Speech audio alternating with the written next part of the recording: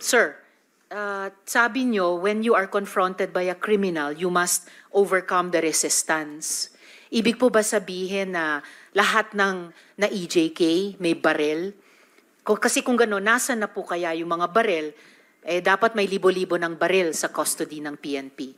Do you have any thought on that? No, that is you're asking somebody somewhere or to make an accounting which is not possible. That your question cannot be answered here. All right, sir. So, but I think it can be questioned kung hindi nyo kayang i-address, itatanong po namin sa PNP. Sabi nyo rin po kanina, you take full legal responsibility for the consequences of the drug war. Yes. Kanina rin, yes. Kanina rin sabi nyo maraming mali. No? So, halimbawa, si Kian de los Santos, menor de edad, hindi armado, nagmamakaawa, pero pinatay ng mga pulis sa drug war. Oh. Do you take responsibility for the death of Kian de los Santos? The criminal act, hindi naman siguro. The death. You take responsibility for his death. Walang maniwala na abogado sa akin yan. That hindi would po, be sir. a long shot. Hindi po abogado. Nandito pa lang tayo sa Senado, hindi sa Korte. I was referring to the policy na ginawa ko para sa mga pulis. Yes, Sabi sir. At ko, nagbunga yung polisiya. I take full responsibility yes, for and that. what about yung bunga ng polisiya na libo-libong namatay kasama si Kian de los Santos? Do you also take full responsibility for that? Because in October 2020, na-quote po kayo na sinabi nyo, if there's killing there, I'm saying I'm the one. You can hold me responsible for anything, any death that has occurred in the execution of the drug war. Noong October ulit, October 21, noong 2021 naman, in a Reuters interview, kinwote kayo na sinabing, if there is any person who is going to prison, it would be me. I assume full responsibility. So, do you assume responsibility for the death of Kian de los Santos, Mr. No. Chair? No. How about si Carl Anthony Nunez? Before you rumble on those many things. No. I'm not rambling, Mr. Chair. Very specific yung mga tanong ko. Specific ang law. Guilt is personal. Tanong ka muna ng abogado. Okay lang po. Kayang-kaya kong magtanong sa abogado. Sige, tanong ka itanong muna ko ngayon po. before we proceed. No. Hindi tayo I have prepared dito. these questions with my Guilt legislative is staff. personal. Yes, it's very personal. Hindi mo pwedeng ipasa sa iba yan. No. Hindi po ito pagpasa. Oh, Iniimbestiga po ng Blue Ribbon yung war on drugs at yung naging bunga na extrajudicial killings dyan. And I am basing my question dun sa mga sinabi ninyo repeatedly, parang tuwing Oktubre nga sinasabi nyo na you will take responsibility. Correct. So now let me ask you about Carl Anthony Nunez, 20 years old. Walang nahanap na droga o baril sa katawan niya. Sabi nga ng investigador, mistaken identity. Do you take responsibility for his death? You know, ma'am, can I ask for a recess of just a It's few all right, minutes? Mr. Chair. Yes. So, hearing is suspended.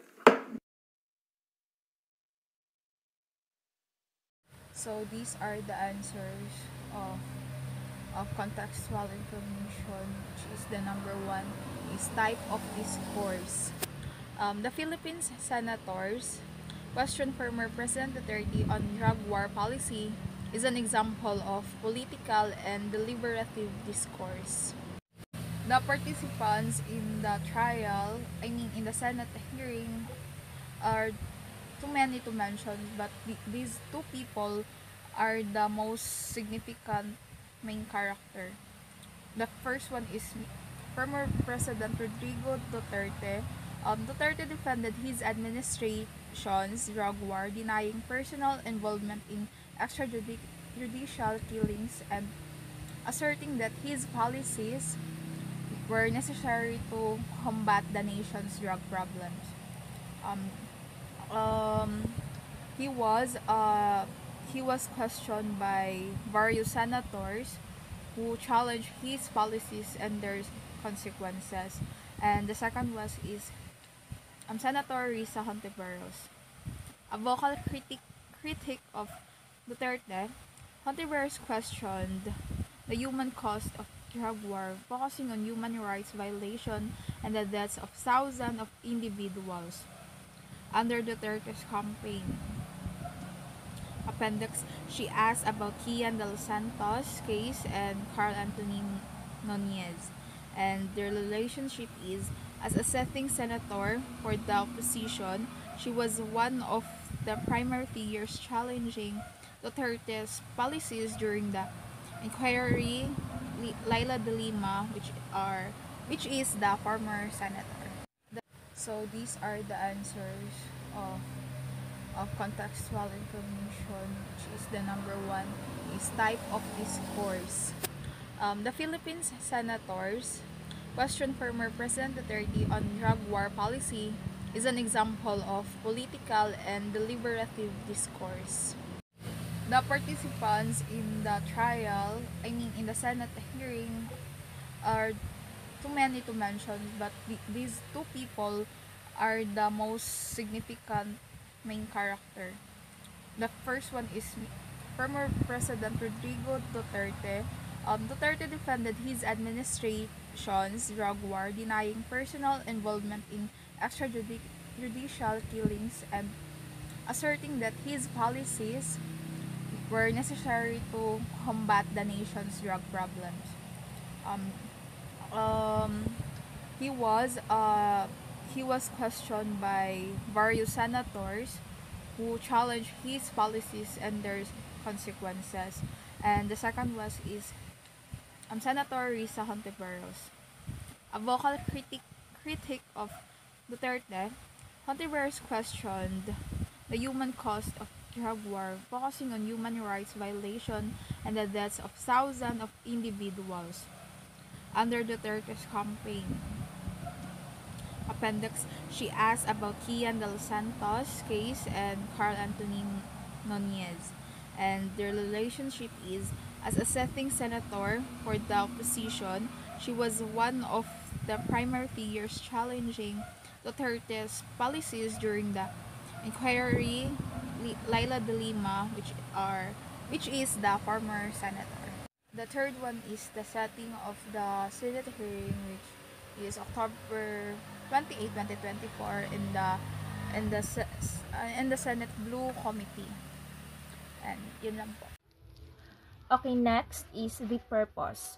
So, the primary purpose of the Senate hearing is to investigate the actions taken during Duterte's war on drugs, particularly in light of allegations that thousands of individuals were killed extrajudicially.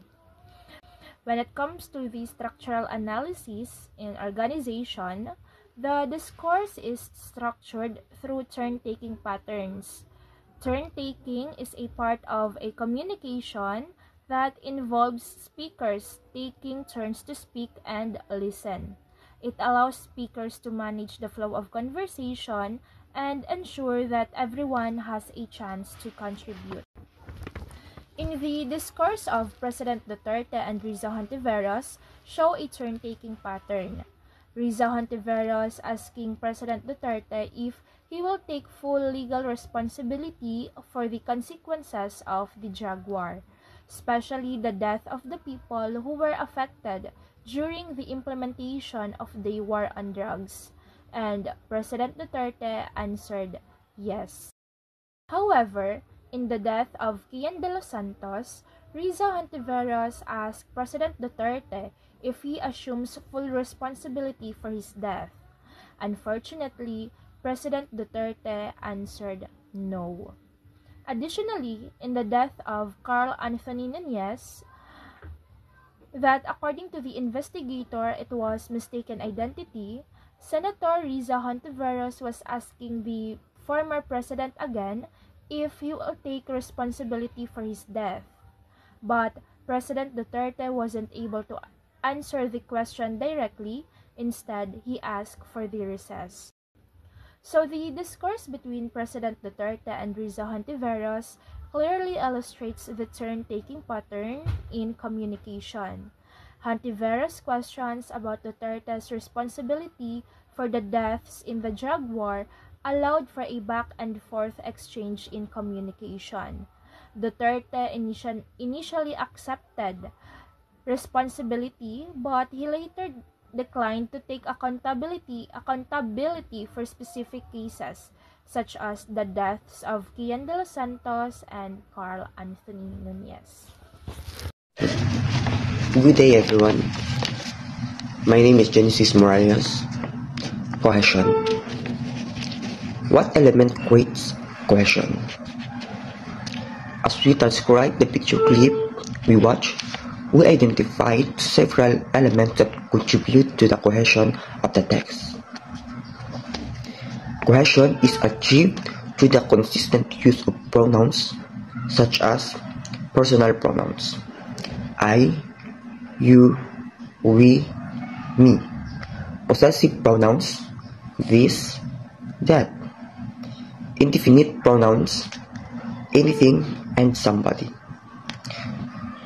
which connect ideas and maintain a clear flow of the conversation. Conjunction like because, if, when, that, before, and further link clauses and ideas, making the text more coherent. Repetition play a significant role of emphasizing the key message, particularly the recurring focus on the statement, guilt is personal, and the repeated question, do you take full responsibility for Kian de los Santos' death?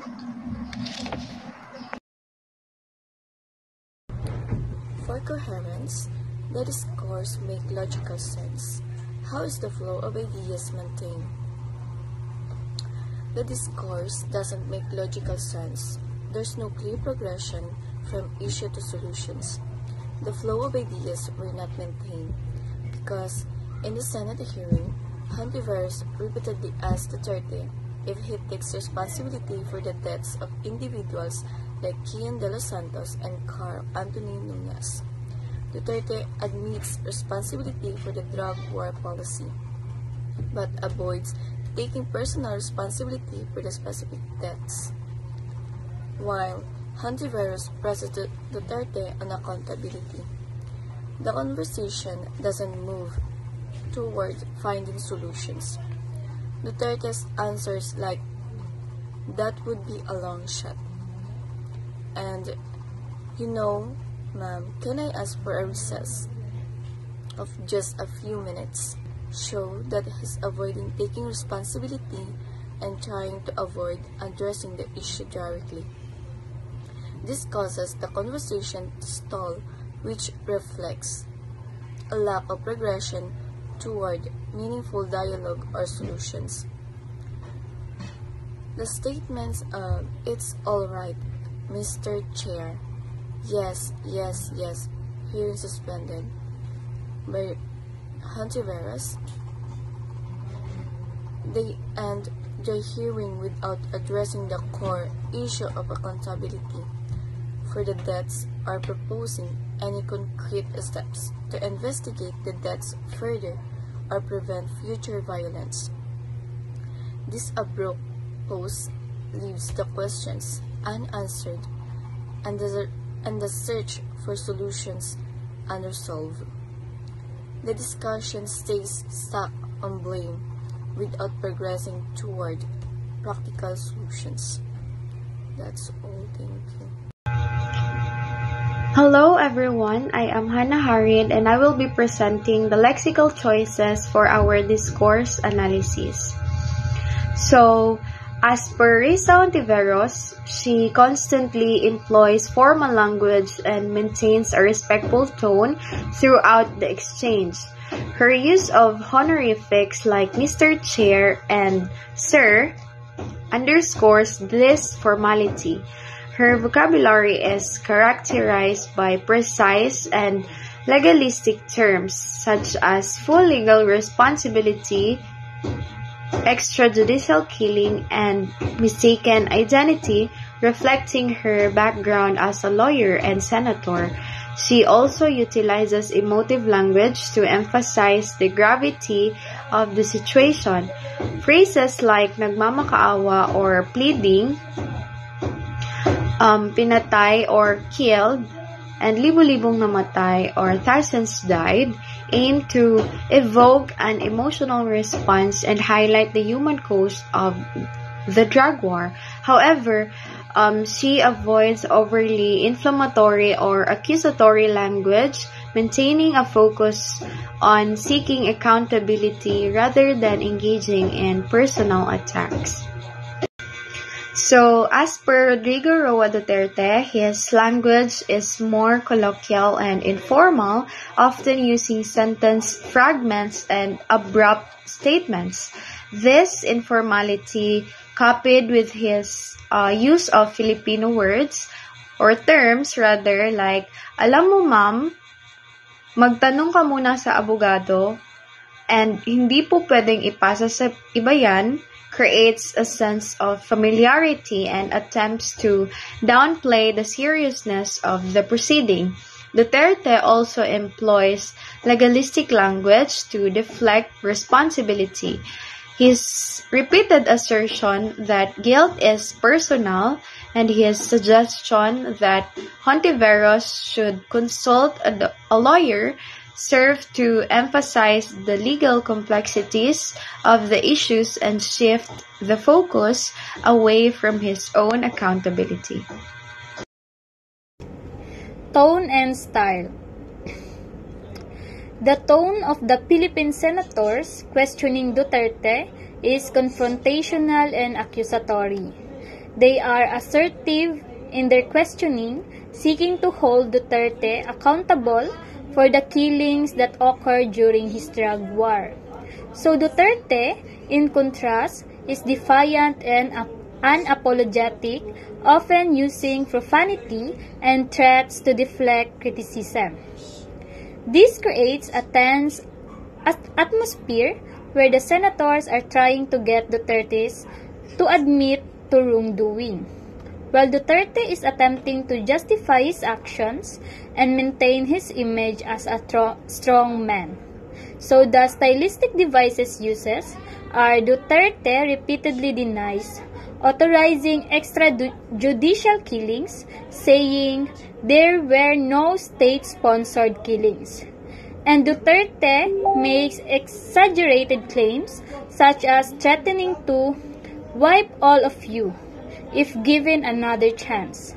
And Duterte uses sarcasm to deflect criticism, such as asking why Justice Department hasn't filed a case against him, given his history of killing people. Paralinguistic. Good day everyone, my name is Joshua Di Parami and I'm going to present the syntax.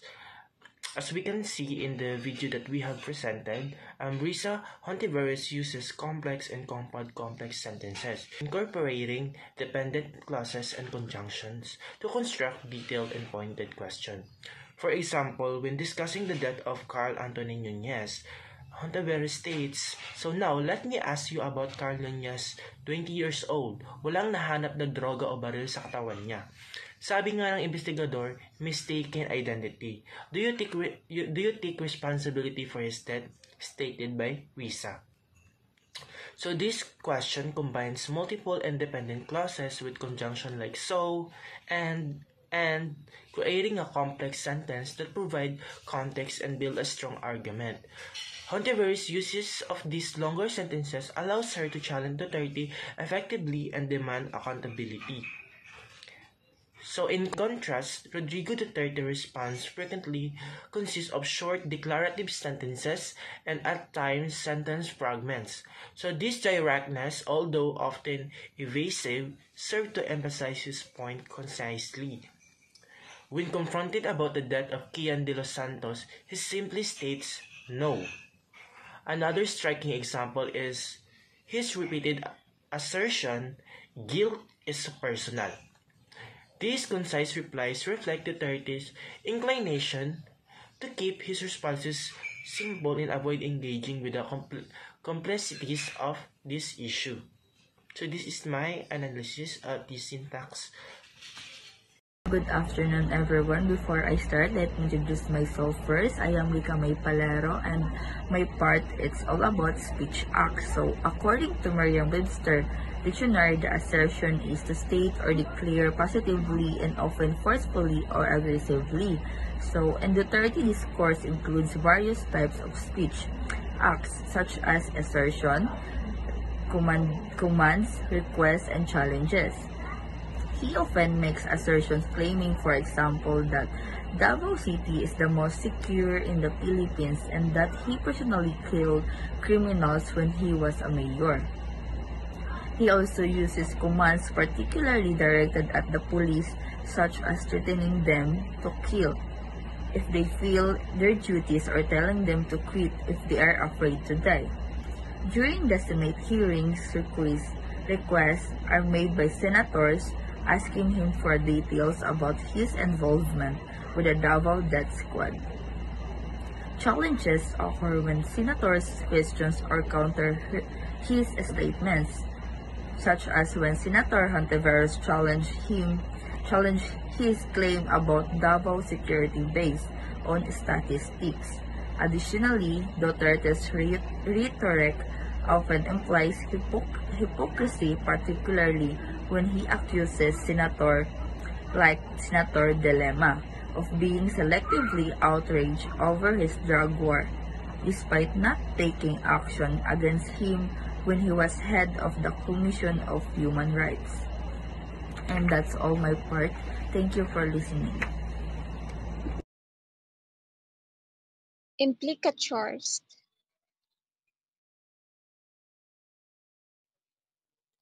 Senator Risa Hontiveros, through her persistent questioning and reminders of Duterte's past statements, implies that his current stand is inconsistent and potentially hypocritical.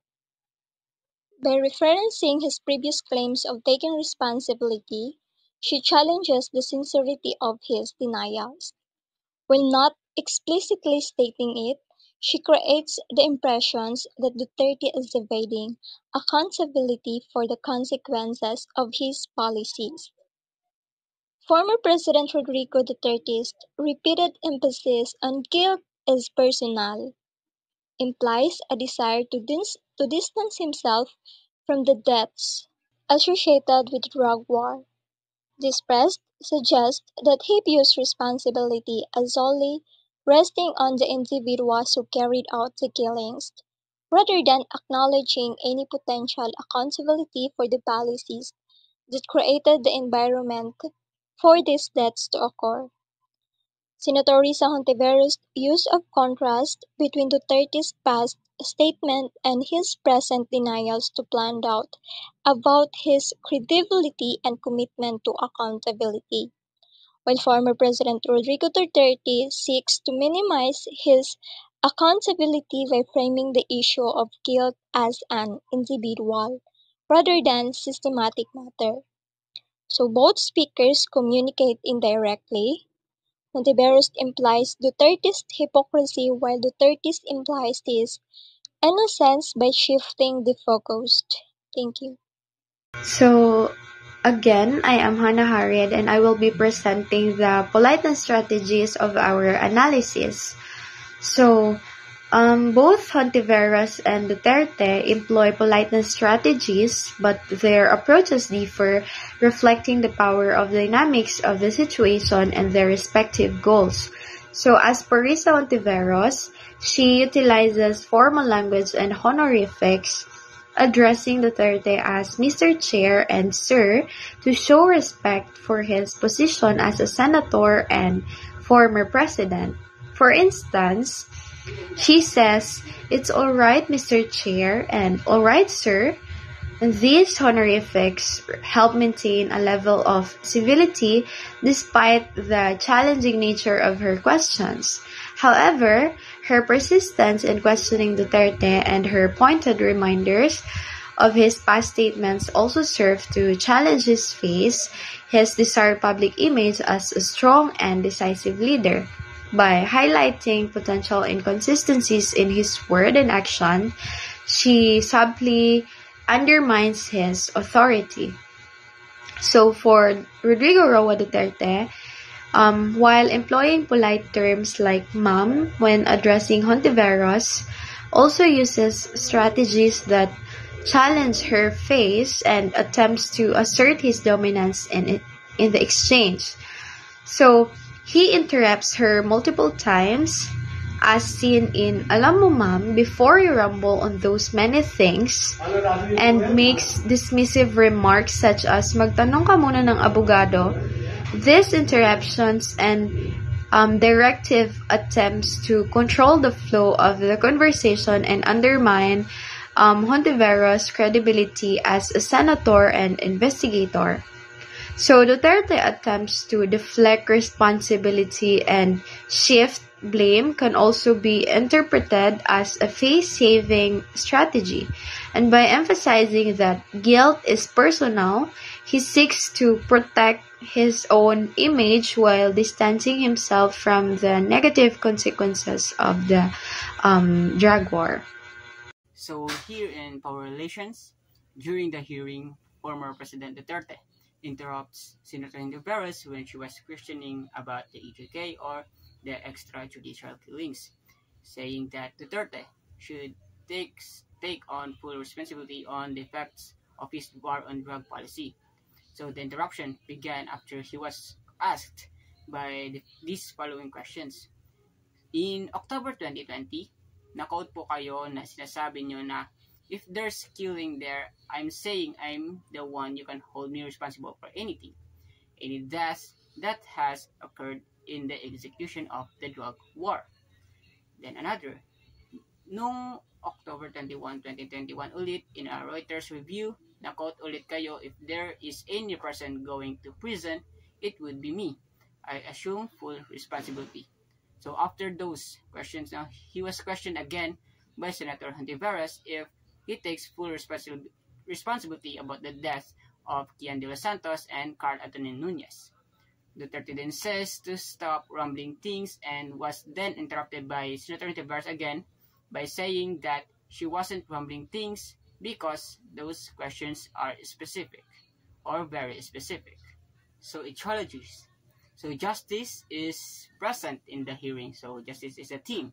So senators were concerned about the allegations of human rights abuses during the war on drugs, where they asked for an investigation about it and saying that those responsible should be held accountable for their actions, just like the deaths of De Los Santos and Nunez. Justice haven't been served right. So let us say that human rights and policemen should be the one who protect the people. That's all. Hello everyone, my name is Jonna Marie F. Howe, and for my part, dominance or resistance between former President Rodrigo Duterte and Senator Risa Hontiveros, it shows the interaction and on how former President Rodrigo Duterte attempts to dominate the conversation through interruptions, deflections, and even assertions of legal practices. And these are evident in his repeated use of phrases like no, no, no, and magtanong ka muna sa abogado, wherein he controls the conversation, dismissing the questioning of Senator Risa Hontiveros. However, Senator Risa Hontiveros also actively resists the dominance by persistently pursuing her line of questioning, referencing former presidents' past claims of responsibility for deaths occurring during the drug war. Next is references to other discourses. So based on the video, they are focusing on specific cases like those of Kian de los Santos and Carl Antonio Nunez. So, a little background of Kian de los Santos was just a teenager. He was unarmed and begging for his life when he was killed. Meanwhile, for Carl Antonio Nunez, he was only 20 years old. He was a victim of mistaken identity, and his death showed how easily innocent lives could be lost in the pursuit of this policy or this drug war policy.